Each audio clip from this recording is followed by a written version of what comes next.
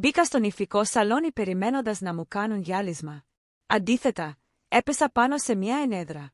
Η μητέρα μου, η Τερέζα, δεν μου πρόσφερε καν θέση. Απλώς κοίταξε τα χέρια μου που είχαν φθαρεί από μήνες γυρισμάτων στο Μοχάβε και ζάρωσε τη μύτη της. «Δεν μπορούμε να σε έχουμε στο νηφικό πάρτι, Σιέρα», είπε τόσο αδιάφορα όσο παρήγγειλε μεσημεριανό. «Η αισθητική σου είναι πολύ σκληρή». Η αδερφή μου η Paige δεν σήκωσε καν το βλέμμα της από το τηλέφωνο της. «Είναι θέμα branding», πρόσθεσε. «Δεν θέλω να πληρώσω τον φωτογράφο επιπλέον για να σε αλλοιώσει από τα οικογενειακά πορτρέτα με Photoshop. Καταλαβαίνεις, σωστά.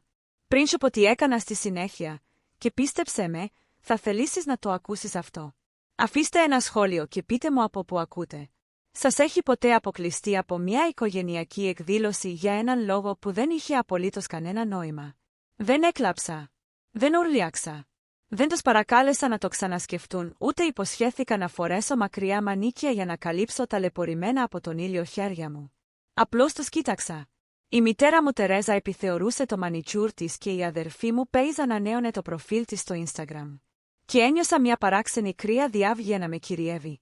Ήταν σαν να με κυριεύει πυρετός. Για 28 χρόνια, πάλευα για μια θέση σε ένα τραπέζι όπου μου σέρβιραν μόνο αποφάγια. Σήμερα, είχα ξεμείνει από πείνα. «Καταλαβαίνω», είπα. Η φωνή μου ήταν σταθερή, άδεια από το δράμα που προφανώς ήλπιζαν. Η Τερέζα ανοιγόκλεισε τα μάτια της, δείχνοντας σχεδόν απογοητευμένη. Ήθελε μια σκηνή. Ήθελε να φωνάξω για να μπορέσει να κρατήσει σφιχτά τα μαργαριτάρια της και να πει σε όλους πόσο ασταθής ήμουν. Δεν της έδωσα τα όπλα.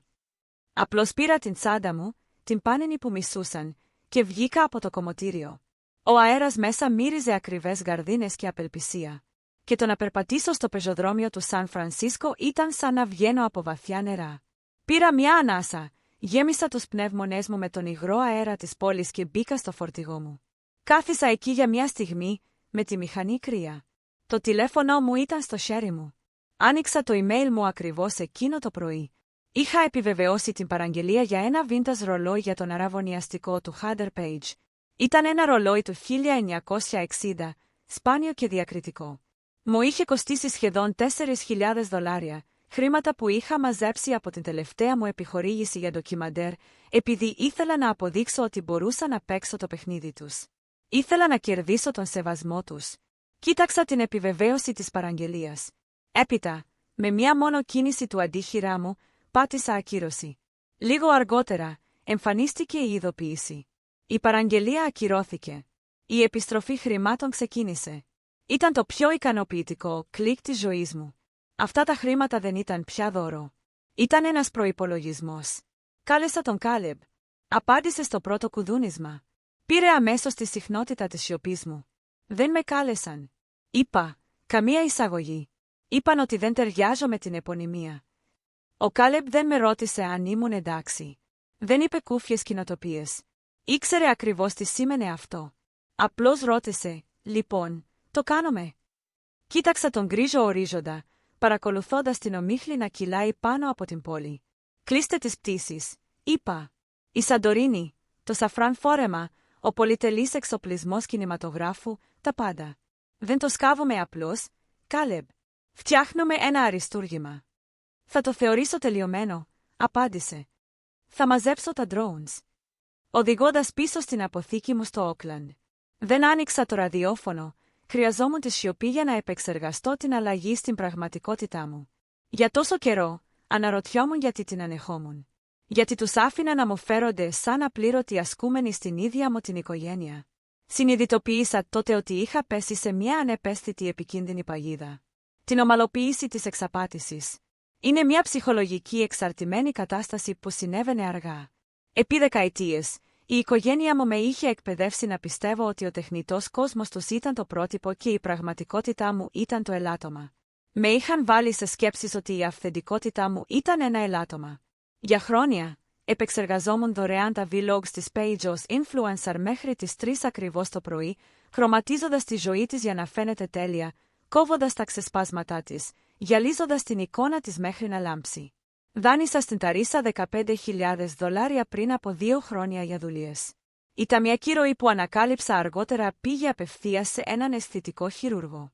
Δέχτηκα τον ρόλο του χρήσιμου υπηρέτη επειδή πίστευα ότι αν υπηρετούσα την επωνυμία αρκετά καλά τελικά θα με άφηναν φορούσα το σήμα αλλά καθόμουν στην κίνηση στη γέφυρα του κόλπου. Τελικά κατάλαβα τους μηχανισμούς της σκληρότητάς τους. Δεν με απέκλεισαν επειδή δεν ήμουν αρκετά καλή. Με απέκλεισαν επειδή ήμουν το μόνο πράγμα στη ζωή τους που ήταν αληθινό. Τα σκληρά χέρια μου, το καμένο από τον άνεμο πρόσωπο μου. Η άρνησή μου να προσποιηθώ ότι όλα αυτά κρατούσαν έναν καθρέφτη στην κοιλότητά τους. Και οι άνθρωποι που χτίζουν τις αυτοκρατορίες τους πάνω σε ψέματα θα έκαναν τα πάντα για να σπάσουν τον καθρέφτη. Δεν ήμουν κόρη τους. Ήμουν ένα μειονέκτημα. Και τώρα, επιτέλους, ήμουν ελεύθερος επαγγελματίας. Οδήγησα μέσα από τη βιομηχανική εξάπλωση του Όκλαντ. Η σιωπή στο ταξί, βαριά με αναμνήσεις που είχα καταπιέσει για χρόνια. Το μυαλό μου συνέχιζε να ξεφυλίζει τις σελίδες ενός αόρατου καθολικού, μια νοητική καταγραφή κάθε φορά που είχα πληρώσει για την ταπείνωσή μου. Δεν ήταν μόνο τα χρήματα, αν και τα μαθηματικά ήταν αρκετά καταδικαστικά. Ήταν το νόμισμα του χρόνου μου, της αξιοπρέπειάς μου και της αυτοεκτίμησής μου που είχαν ξοδέψει τόσο άφθονα. Θυμήθηκα το καλοκαίρι μετά τη σχολή κινηματογράφου όταν έμενα στον καναπέ των γονιών μου στο Σαν Φρανσίσκο. Ήμουν νοικιασμένη. Έλεγαν μια γενεοδορία που μου θύμιζαν καθημερινά ανταλλαγή. Έγινα η υπεύθυνη του σπιτιού. Έτριψα πατώματα πριν από τα δείπνα τους. Πήγαινα βόλτα τα σκυλιά και περνούσα ώρες ρετούς οικογενειακών φωτογραφιών για να αφαιρέσω ατέλειες, συνήθως ρητίδες στο πρόσωπο της μητέρας μου ή τα αντιληπτά ελαττώματα στη δική μου σιλουέτα. Ήμουν οι ζωντανοί ρετούς για την πραγματικότητά τους. Έπειτα, υπήρξε το δείπνο αραβώνων για την Pace και τον Hunter πριν από μόλις 3 μήνες. Πραγματοποιήθηκε σε ένα ιδιωτικό κλαμπ στο Pacific Heights, το είδος του μέρους όπου το κλιματιστικό μύριζε σαν παλιά λεφτά. Είχα φτάσει κατευθείαν από μια φωτογράφηση, φορώντας ένα απλό μαύρο φόρεμα επειδή δεν είχα χρόνο να αλλάξω σε κάτι επώνυμο. Στεκόμουν κοντά στο μπαρ κρατώντας ένα ποτήρι ανθρακούχο νερό. Όταν ο Χάντερ με πλησίασε, δεν με κοίταξε στα μάτια. Απλώς άπλωσε το άδειο ποτήρι του προς το μέρος μου και χτύπησε το χείλος. «Γεμίστε το πένανο, παρακαλώ», είπε, χωρίς καν να διακόψει τη συζήτησή του με έναν επενδυτή επιχειρηματικών κεφαλαίων δίπλα του. Πάγωσα. Ο μελλοντικός μου κουνιάδος νόμιζε ότι ήμουν η βοήθεια. Κοίταξα στην άλλη άκρη του δωματίου τους γονείς μου. Ο Ντάγκλας το είδε να συμβαίνει. Στεκόταν εκεί θυλάζοντας ένα ουίσκι. Αυτός θα μπορούσε να είχε παρέμβει. Θα μπορούσε να είχε πει «Χάντερ, αυτή είναι η Σιέρα, η αδερφή της Paige». Ανταυτού, απλώς με κοίταξε, με ένα έντονο προειδοποιητικό βλέμμα που έλεγε «Μην κάνεις σκηνή. Μην μας φέρνεις σε δύσκολη θέση». Έσκυψε και μου ψιθύρισε, απλώς φέρε του το κρασί. «Σιέρα, είναι αγχωμένος». Το έκανα. Ο Θεός να με βοηθήσει. Το έκανα πραγματικά. Περπάτησα πίσω από το μπαρ, πήρα ένα μπουκάλι πίνο ουγγόρ και το σερβίρισα στον άντρα που επρόκειτο να παντρευτεί την αδερφή μου. Χάθηκα στο βάθος, φορώντας μια μεταφορική κάρτα προσωπικού που συνειδητοποίησα ότι ήταν καρφιτσωμένη στο στήθος μου από τη γέννησή μου. Δεν είδαν κόρη οι αδερφοί. Είδαν χρησιμότητα. Είδαν έναν πόρο που έπρεπε να εκμεταλλευτούν όταν τους βολεύει και να τον κρύψουν όταν δεν τους βολεύει. Εκείνο το βράδυ, πήγα σπίτι και μετέφερα $5,000 στον κοινό τους λογαριασμό επειδή η Τερέζα με είχε τηλεφωνήσει κλαίγοντας για ένα πρόβλημα ρευστότητας με τον εστιατόρα. Αργότερα ανακάλυψα ότι τα χρήματα πήγαν σε μια προκαταβολή για την ενοικίαση μιας vintage Porsche για τις φωτογραφίες αραβώνων. Το βιβλίο ήταν γεμάτο. Το χρέος ήταν ανεξόφλητο. Για χρόνια, έλεγα στον εαυτό μου ότι αν απλώς δούλευα σκληρότερα, αν απλώς έδινα αρκετά, τελικά θα κέρδιζα μια θέση στη λίστα των καλεσμένων της ζωής τους. Νόμιζα ότι η χρησιμότητά μου ήταν το τίμημα της αποδοχής της αγάπης τους. Αλλά το τονιφικό είχε επιτέλους ξεκαθαρίσει τους όρους του συμβολέου. Δεν υπήρχε αρκετά υψηλή τιμή εισόδου. Δεν περίμενα στην ουρά για εισιτήριο. Εγώ ήμουν αυτή που έστριβε το πάρκινγκ. Μπήκα στο χαλικόστρωτο πάρκινγκ της αποθήκης μου που είχε μετατραπεί σε αποθήκη. Ο Κάλεμπ ήταν ήδη εκεί, φόρτωνε βαλίτσες πέλικαν στο τζιπ του. Σήκωσε το βλέμμα του.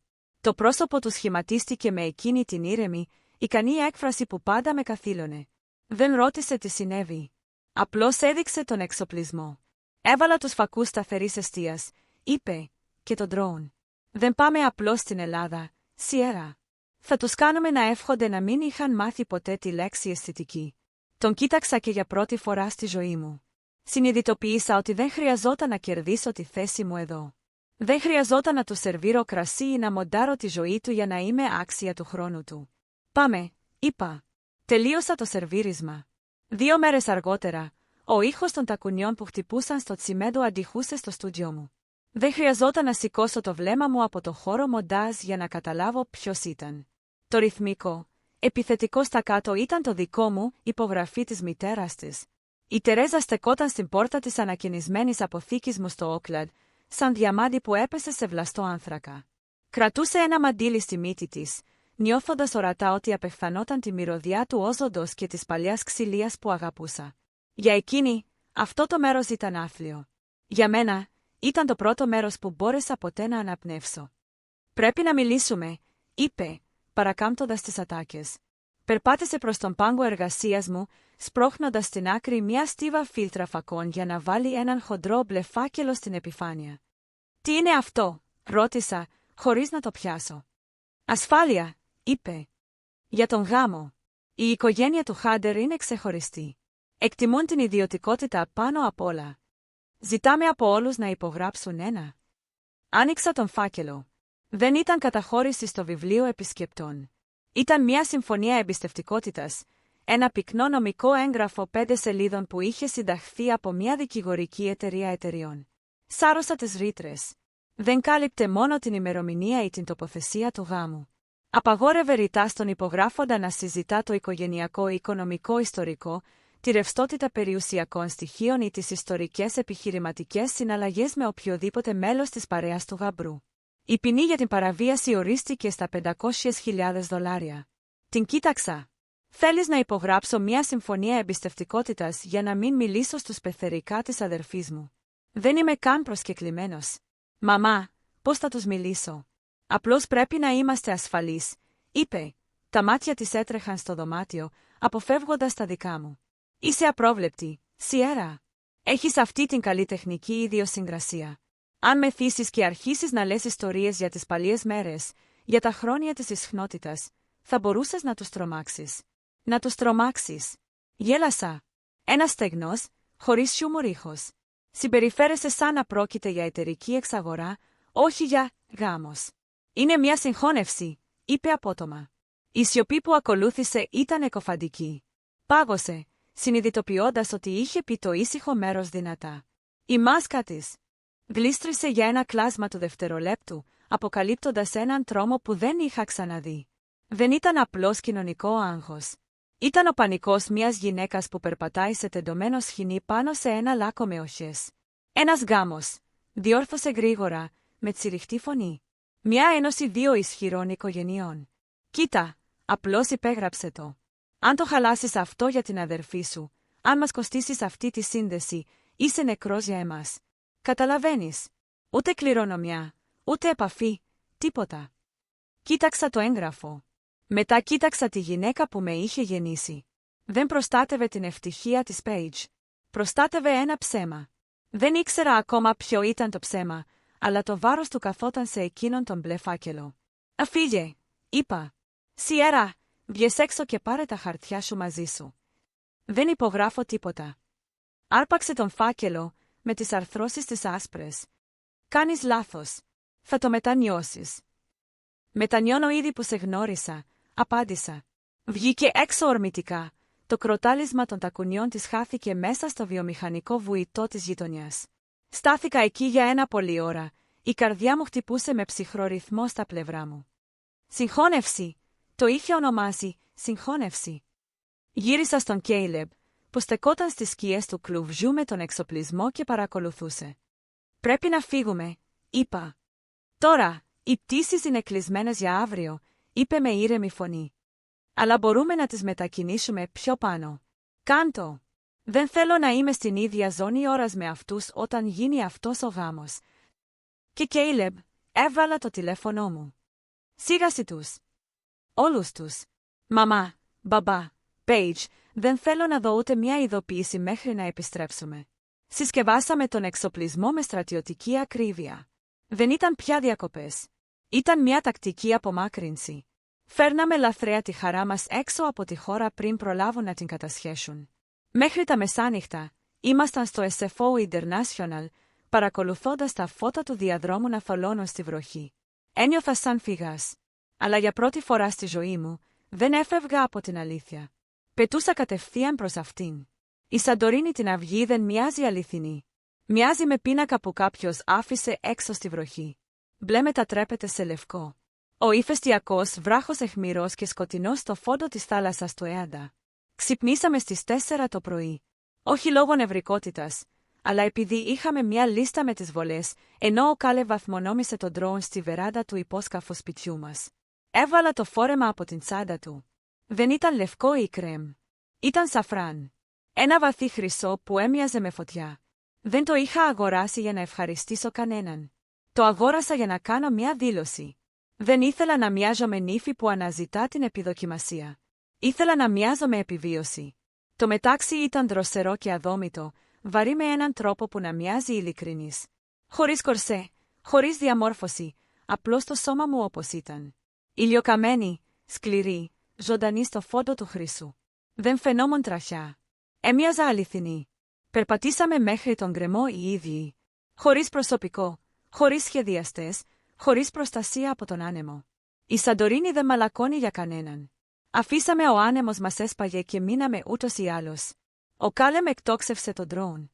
Το βουητό αναμειγνύεται με τα κύματα από κάτω. Με παρακολουθούσε μέσα από την οθόνη. Όχι ως θέμα, αλλά ως μέρος του τοπίου, κάτι αληθινό. Στεκόμουν στην καλντέρα. Η ενοχή που κουβαλούσα για εβδομάδες εξαφανίστηκε επιτέλους. Συνειδητοποίησα ότι το να φύγω από την οικογένειά μου δεν ήταν προδοσία. Η βιολογία είναι τυχαία. Η οικογένεια επιλέγεται. Το να φύγω δεν ήταν εκδίκηση. Ήταν επιβίωση. Δεν τους είχα ξεφύγει για να τους πληγώσω. Ξέφυγα από ένα φλεγόμενο κτίριο. Ο Κάλεπ με έπιασε από τα χέρια. Έτοιμος, έτοιμος. Οι όρκοι μας δεν ήταν ποιητικοί. Υποσχεθήκαμε ειλικρίνεια. Υποσχεθήκαμε να μην κάνουμε ποτέ ο ένας τον άλλον μικρότερο. Υποσχεθήκαμε χώρο για την αλήθεια. Το ντρόουν έκανε κύκλους, απαθανατίζοντας το χρυσό φόρεμα πάνω σε λευκή πέτρα και γαλάζια θάλασσα. Δεν έμοιαζε με γάμο. Έμοιαζε με αρχή. Δημοσιεύσαμε το βίντεο εκείνο το πρωί. Κανένας διάλογος, μόνο άνεμος, γέλια και το δαχτυλίδι να κολλάει στην άρθρωσή μου. Η Λεζάντα έγραφε: «Φτιάξαμε το δικό μας τραπέζι». Μέχρι το μεσημέρι, το διαδίκτυο είχε εκραγεί. Οι άνθρωποι δεν μας συμφέρανε απλώς, αναγνώριζαν τον εαυτό τους σε αυτό. Αυτό που ήταν ακατέργαστο και αόρατο ξαφνικά είχε σημασία. Ενώ ο κόσμος μου επεκτάθηκε, οι οικογένειες μου κατέρευσαν. Άνοιξα τη ζωντανή μετάδοση της αδερφής μου. Το Άσπεν ήταν σε χάος. Μια χιονοθύελλα διέλυσε την επιμελημένη τελειότητά τους. Οι καλεσμένοι πάγωσαν. Η διακόσμηση κατέρευσε. Ένας γάμος 1.000.000 κούκλων διαλύθηκε σε πραγματικό χρόνο. Τότε ήρθε το τηλεφώνημα. Οι γονείς μου δεν δυσκολεύονταν απλώς, ήταν και αφαιρέγγυοι. Ο γάμος χρηματοδοτήθηκε με κρυφά δάνεια και εκτρεπόμενα κεφάλαια.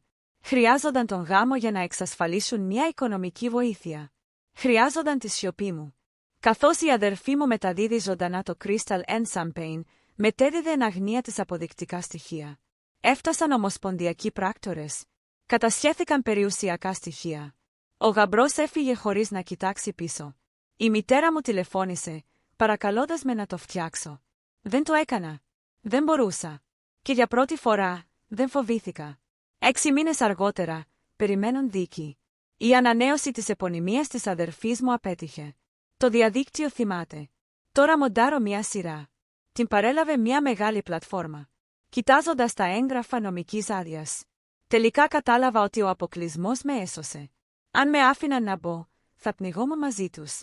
Νόμιζαν ότι με έθαψαν. Αυτοί δεν είχα συνειδητοποιήσει ότι ήμουν σπόρος. Μερικές φορές το να σε σπρώχνουν έξω είναι προστασία. Μερικές φορές το να φτιάχνεις το δικό σου τραπέζι είναι ο μόνος τρόπος επιβίωσης.